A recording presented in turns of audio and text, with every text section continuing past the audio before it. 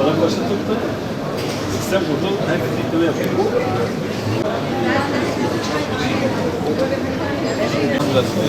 Kolay gelsin.